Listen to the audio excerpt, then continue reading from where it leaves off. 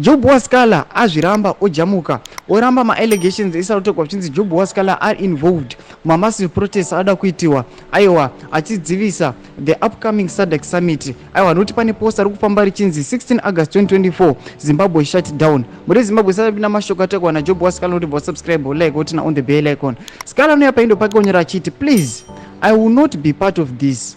I know a lot of people are accusing me of engineering this. Sorry, I don't have time for this at the moment. I now choose a wiser approach to politics, not this one.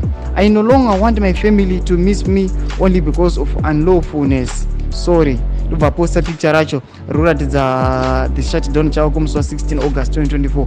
Tiri kumuona Job Sikhala ari kuramba achiti aiwa zvima protest andichazvida zvekuprotesta aiwa inini handichave part of nazvo. Takuona kuti ari kuya achiti mhuri yangu inondisuwa ndavharirwa mumasero ndavharirwa mujeri. Aiwa chimotudze mafungiro enyu munoti kudi pamusoro pemastatements semendera burwa naJob Sikhala munoziva panapa tinongokupai nawo hatinyatsozoda kufarira kukometa zvakawanda asi imi kuti mutudze mafungiro enyu munoti kudi pamusoro pekufofita kwaita achiti aiwa zvima protest kana handichapindi pena comment section medu mutudze mafungiro enyu musano subscribe kulike chinotina on the bell icon.